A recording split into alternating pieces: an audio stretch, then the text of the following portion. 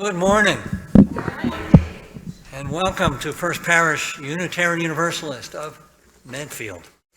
Welcome to all streaming from home, wherever you are, and welcome to anyone in particular who is here visiting.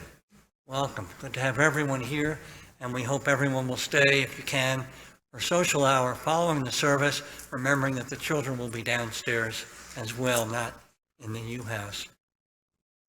As most of you know, the congregation was first, not that you were there, was first gathered in 1651 in this historic meeting house built in 1789. Long and beautiful history. On unceded land of the Nipmuc nation who inhabited this area for thousands of years prior to the arrival of European colonists. Welcome to this place, this day. Here, we search for truth and understanding. Here we celebrate and contemplate its mysteries. Here we share healing and wholeness. So whoever you are, whatever you believe, whomever you love, wherever you come from, we welcome you to this congregation this morning.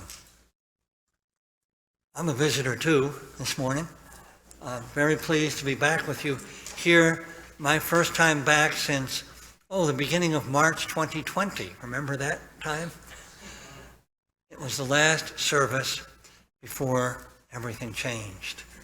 I was pleased to be here. We didn't know what was quite on the doorstep, but it was good to be here then as it is now. And your minister, Dave Egan, was an intern at First Parish Old Ship Church, where I served for many years. He was our intern maybe 8 or so years ago. Time flies. So it's a particular pleasure to be here once again in my friend Dave's church, the church he serves. Becca will read our chalice lighting words. We light the chalice of our faith, light of freedom, light of truth, light of love. May our chalice flame remind us to share our light with others as we walk the journey of the life we share.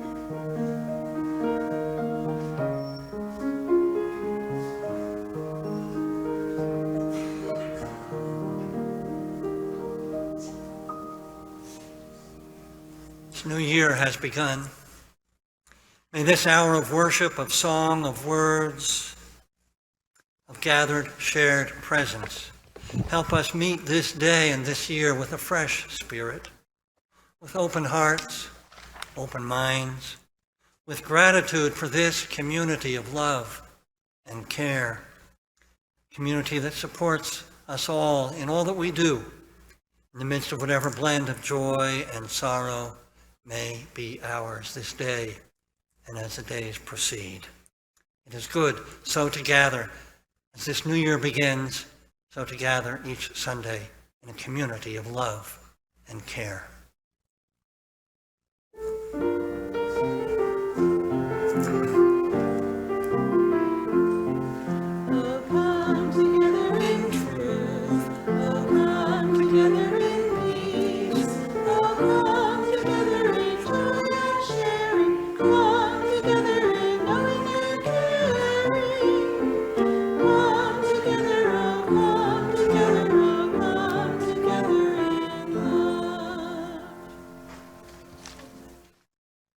And may we sing once again together our opening hymn, When Our Heart is in a Holy Place. It's number 10008 in your soft-covered teal hymn book, 10008.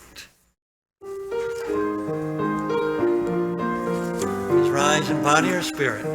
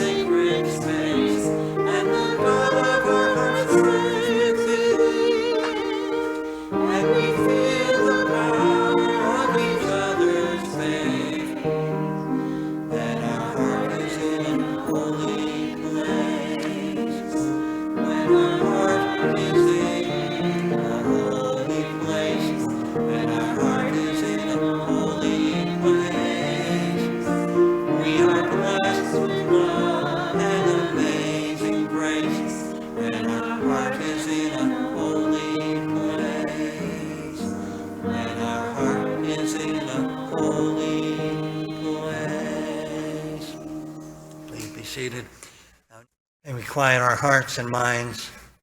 We share a time of meditation and prayer.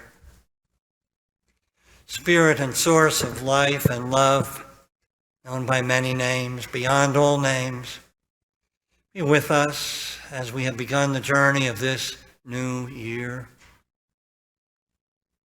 that we might tap the core of our inherent goodness and love, our light, that we might be more awake to the blessings and beauties of this life, of one another, that we might be more awake to the suffering of our siblings in the family of humanity, in the family of life. So the compassion in our hearts might flow to the work of our hands and the words of our mouths to help and heal. To help and heal our dearest ones, our neighbors, our communities, whomever it is in our power to touch with our kindness and love. Holding especially in these days in our prayers the people in the Los Angeles area. Holding all those, wherever they may be, who live in the midst of war and violence, fear and oppression. Holding the love in our hearts that it might bless all beings. Now may we enter the silence, restful, renewing silence led by the bell.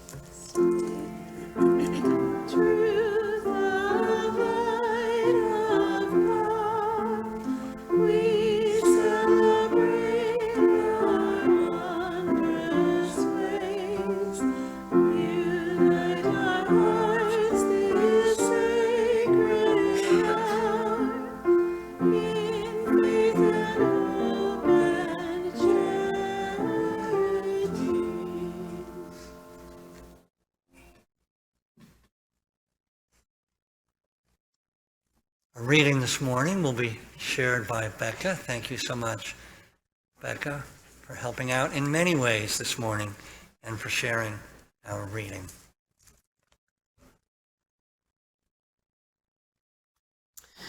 Our reading this morning is from the chapter called Where I Lived and What I Lived For in Walden by Henry David Thoreau. The millions are awake enough for physical labor, but only 1 in a million is awake enough for effective intellectual exertion. Only 1 in 100 million to a poetic or divine life. To be awake is to be alive. I have never yet met a man who was quite awake. How could I have looked him in the face?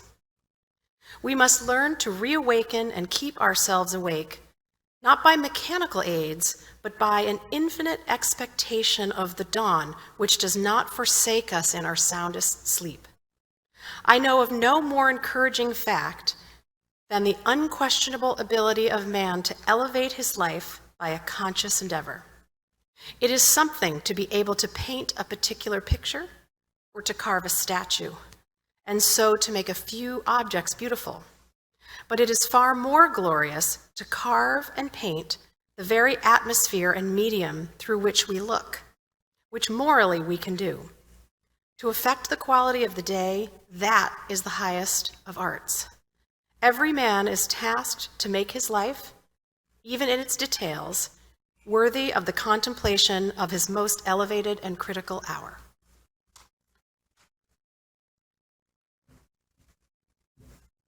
Thank you, Becca. I love hearing, I'm so familiar with those words, I love hearing someone else read them. They bring a freshness to it. And I don't know about you, it still grates a little on my ears to hear the non-inclusive language, but I'm not about to start editing Thoreau at this late stage. He meant human beings, I'm sure. Well, once again, it's awfully good to be here. You've got such a warm and welcoming community, which I experienced right from the moment I walked in, and I appreciate that and appreciate being with you again post-pandemic. Now, I've lived with those words that Becca just read and the entirety of Walden for over 50 years since I first read them. It was, of course, published a lot longer ago than that, published in 1854. And my tattered copy, paperback copy, which cost all of 60 cents, the entire passage that she read is underlined. One line in particular returns often to my mind: to affect the quality of the day, that is the highest of arts. It seems to me that reflecting on the layers of meaning in that line and in the whole passage might be a worthwhile exercise at the beginning of a new year. So that's what I've been doing, invite us to do this together. And it seems particularly cogent this new year in particular. So much weighs us down right now, the wildfires in Los Angeles, and which serve as a reminder of the increasing threat of the accelerating climate crisis. Weighted these days, as they are also with impending Trump administration, hopes and fears depending on your political persuasion, I suppose. Weighted with renewed worries about domestic terrorism, weighted with the ongoing wars in the Middle East and Ukraine and violence elsewhere. And as always, weighted for each of us with whatever measure of joy, of sorrow and suffering is ours. Now, parenthetically, as we explore the meanings in Thoreau's words, I'm mindful that he was a young man when he wrote them. The book was published when he was in his middle or late 30s, but the words and the experience of which he wrote in Walden was almost a decade earlier than that, when he was just in his 20s, during his 2 years at Walden Pond, attempting to live more simply. These 2 years recounted in the book. He was so young. What did he know? Well, the Buddha began his ministry at about the same age. Jesus' brief ministry was at about that same time of his life, too. And Jesus was also calling us to wake up, wasn't he? To have ears to hear and eyes to see, to really be awake to what this life is about, how we ought to live. I'm not suggesting that Thoreau was a sage on the scale of a Buddha or Jesus, but wisdom is hardly the monopoly of youth. A lot of us thought that it was a long time ago. Don't trust anybody over 30. Well, the young still have a lot. Well, we heard it this morning. The young have a lot to offer. And I think Thoreau's words in different language really echoed some of Jesus' teaching, and the Buddha too. The Buddha, what the word means, as probably most of you know, the awakened one. Now, to begin with, I've often thought over the years of that line, a favorite line of mine, to affect the quality of the day, that's the highest of arts, as simply an invitation to be kind and nice and cheerful every day. Well, that's surely important. I don't mean to dismiss it, not at all. It's part of the meaning here, and it is surely important. But the more I've thought about that line, the more I see in it or hear in it. Why, to begin with, is being awake part of affecting the quality of the day, as Thoreau asserts it is. What does he mean by being awake? Certainly not just physically awake. I mean, here we are, having had coffee or tea or just whatever it is that gets us going in the morning. But among other things, I think he means, I'm pretty sure he means, to be awake to the question of what does it mean to be a human being, to be alive? How ought we to live our life? If not to be awake to the answer, we might not have the answer, but to be awake to the question anyway. What we humans are for, what each one of us is uniquely for. In the paragraph immediately following the one we heard come the even more famous lines. Some of you might have these in your heart and mind too. He said, I went to the woods because I wished to live deliberately, to front only the essential facts of life, and see if I could not learn what it had to teach, and not, when I came to die, discover that I had not lived. Was it Winston Churchill who said, it's not so much the years in your life that matter, but how much life there is in your years? I think that's a similar sort of thought. So it seems to me that this is a good part of what Thoreau was determined to awaken to this question of what this life is about and how one might choose to live it, how one ought to live it. And not to be overlooked. He didn't just write the words. These weren't just lofty sentiments abstract sentiments he put on paper with no evidence that he actually lived his life trying to be or being awake. By the way, when he said he had never met someone who was completely awake, doesn't think he could look a person into his eyes, I'm reminded that he was a good friend of Emerson's. I wonder what he was thinking about Emerson, who wrote a lot. Anyway, so I think there is evidence as to how he lived his life. First, Thoreau lived and wrote, pretty clear, in the spirit of these lines from our recently deceased wonderful poet Mary Oliver. She wrote, quite simply, instructions for living a life. Pay attention, be astonished, tell about it. It's one of the things Thoreau did. And it's one sort of wakefulness, isn't it? Noticing, as Thoreau did, in great detail, all of his writing in his later years, and he died much too young, of course, but in his later years, these careful catalogs of the flora and fauna around Concord. He said he traveled much in Concord, and he did. He noticed all the particulars around him, and he passed along what he noticed to us, his readers. Well, I don't know about you, but sometimes, maybe too often, I have to remind myself to notice, pay attention. The other day, I was feeling sort of blah as I went out on my morning run. I try to get out for a run or walk most mornings. Then I did notice that it was a beautiful day. I said, Ken, self, pay attention. Just look at the beautiful day. Just that reminder to look improved the quality of my day as I started looking at the blue sky, the low clouds etched with pink and purple as the sun rose. Reminding myself, in other words, reminding myself to wake up and look affected the quality of my day. That's his first meaning, really. And it leads to the next. I think it makes us more likely to be awake to others, not just to the blue sky and the clouds, but to be awake to others, to pass that along, to affect the quality of others' days.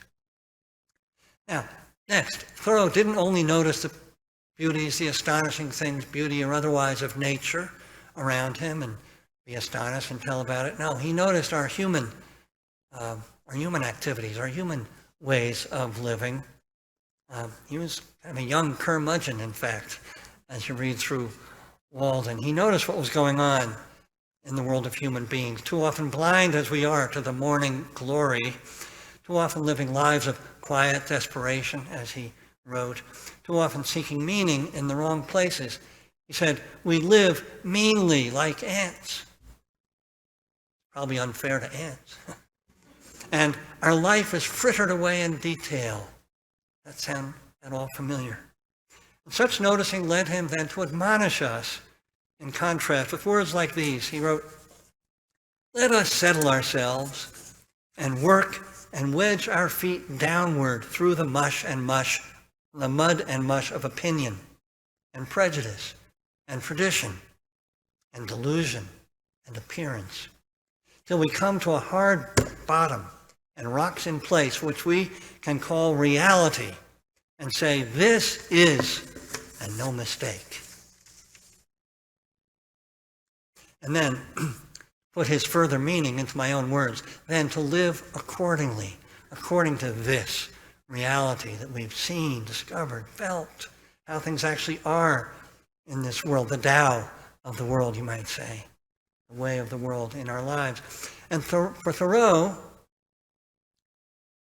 to live according to what he saw and what he measured morally. Remember, he used that word, morally, to affect the quality of the day. It's a moral thing.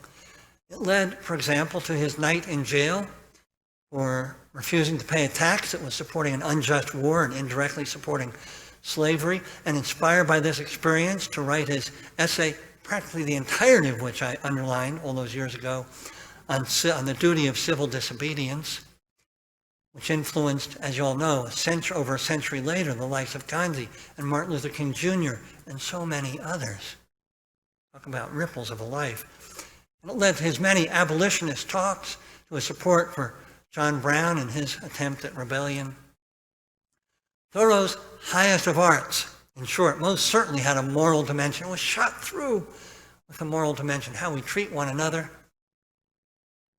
how we live in the world as it is, and shot through with the question, in what spirit ought we best to live?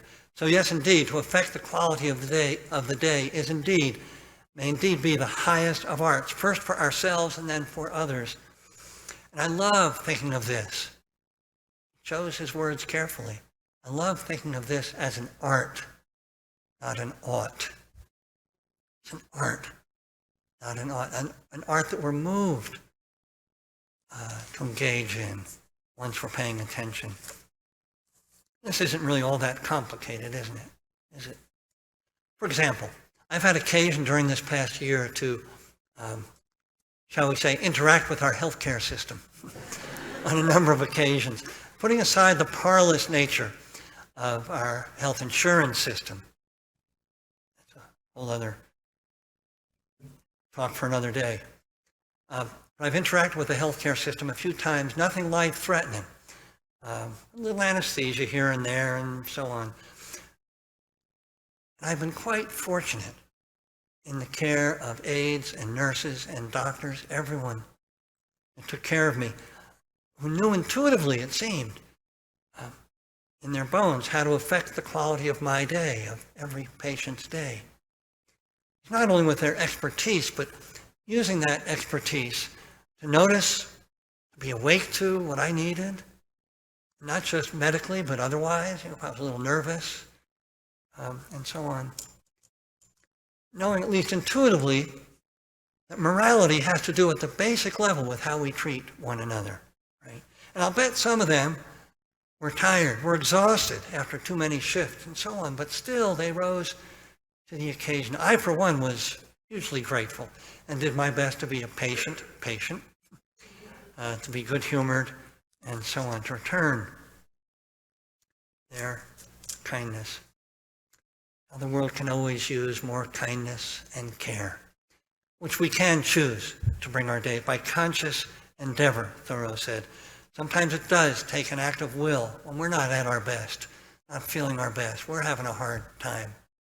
Someone else lifts us up, or we manage to lift ourselves up, and with an act of will, bring some kindness. The great cellist Pablo Casals, coming at all this a little differently, wrote this, again, the language of his time. Each person has inside a basic decency and goodness. I'll change this one. If you listen to it and act on it, you're giving a great deal of what it is the world needs most. It's not complicated, but it takes courage. The word courage, the root is heart. It takes courage. It takes courage for a person to listen to their own goodness and act on it. Listening to one's own inner goodness, again, by conscious endeavor. Another way of being awake, and an important way at that. He's talking about Lincoln's better angels of our nature to which we ought to pay attention. Basic decency and goodness. Will we listen to them? Will we listen to the voices of anger and division all around us and sometimes inside us when we're responding to things? Or will we listen to, awaken to our better impulse, our better angels from our inner goodness, to say the kind word, do the helpful next thing for our dear ones, our neighbors, to practice the highest of arts.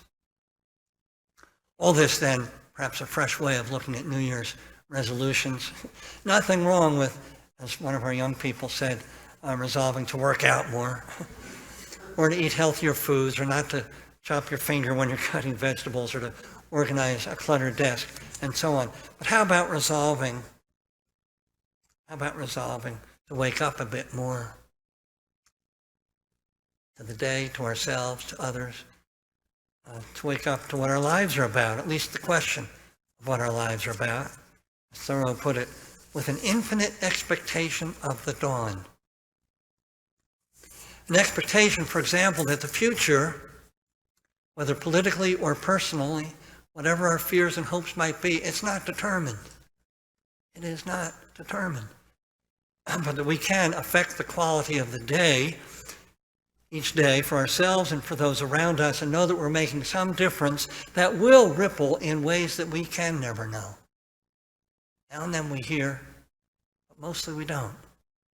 It's a spiritual practice, after all, to do good even though it may not be returned or you may not see the effect, to live our days in this spirit. However, imperfectly, of course, for each of us, you might say, is a work of art in progress. So yes, we face in our nation and in the world huge political and social challenges, my goodness. And many of us will be seeking and may find some ways of helping to address these challenges, to speak up and speak out with emails, letters, public forums, petitions, maybe marching, if a march is called for, rallying, not to mention voting our conscience in future elections. But at the same time, there is, I'll say again, each encounter with another, each opportunity to wake up, to be astonished and tell about it, to listen to and live by our decency, goodness, kindness, and love. In short, there is each day the quality of which we can affect. We do affect it, actually. That ought to be said. We can choose how we might affect it, each in our unique ways. To close with these words from the writer and Jungian psychoanalyst Clarissa Pinkola Estes. I recommend her writing. She wrote, "Ours is not the task of fixing the entire world all at once." Ever feel like you'd like to? Ours is not the task of fixing the entire world all at once, she wrote, but of stretching out to mend the part of the world that is within our reach. And then who knows?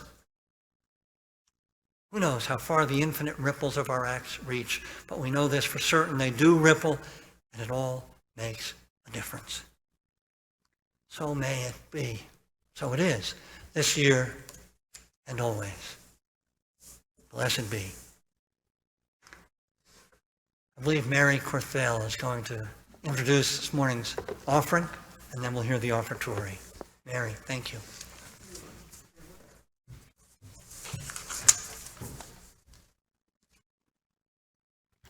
Good morning. Following after Ralph Waldo Emerson. Walton is like too much for me. But as I think of this congregation, we all know this is a garden, a place where we share our time, our energy, our gifts, our imagination, our vision, a place where our children grow up and go out into the world. This community also needs our financial support. As many of you know, we don't have a mothership that we receive money from. So in that spirit and the art of generosity and joy, I ask that this morning that whatever amount people can give, to please do so. Also, we're sharing this morning our offering with Dignity Matters. It's a nonprofit organization in Framingham that does amazing work. And we will share what we received today with them. Thank you.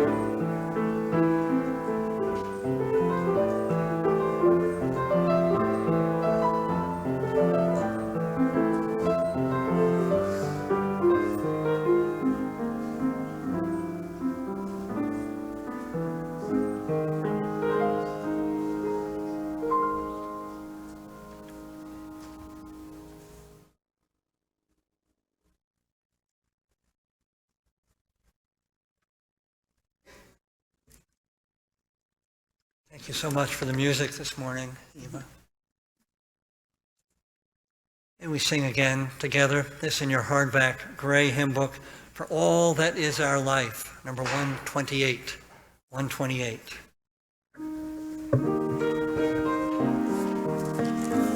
Please rise in body or spirit.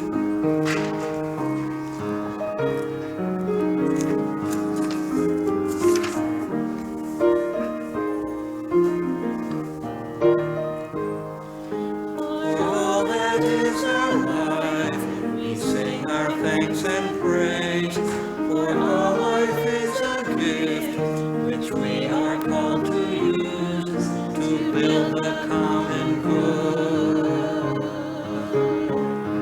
and make our own days glad.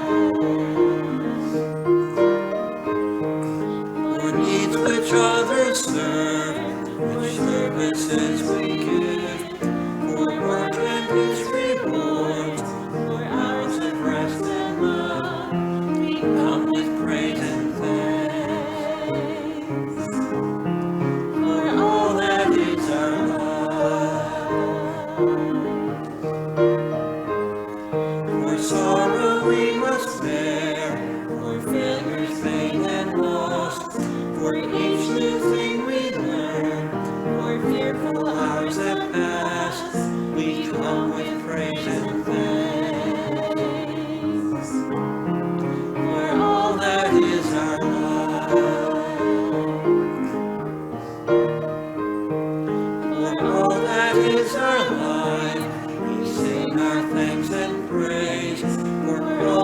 is a gift which we are called to use to build a common good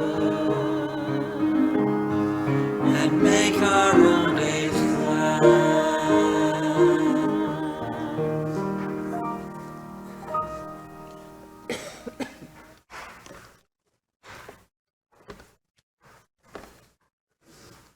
Aware of the blessings in our lives in whatever measure, the blessings of the beauties around us, the blessings of those who love and care for us, the blessings of the gift of life itself. May we turn and make of our lives a blessing to others, a blessing to life, a blessing always. So may it be, blessed be, and amen.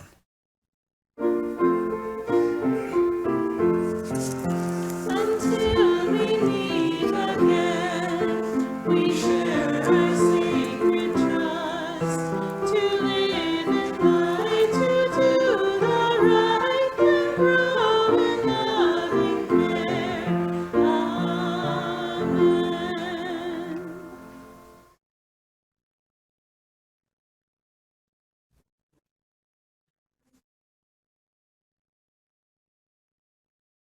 We extinguish this flame without the light of love and goodness which it represents. We carry that light, the light of our faith. We carry that wherever we go. May it be so. Our worship includes in our service. Amen.